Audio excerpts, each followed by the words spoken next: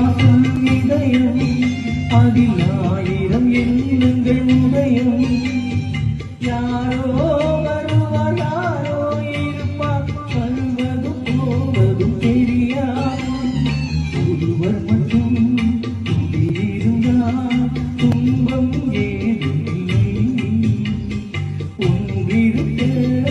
ஒன்று வந்தால் எங்கும் அமைதியில்லை நினைப்பதெல்லாம் நடந்து விட்டால் தெய்வம் வேறில்லை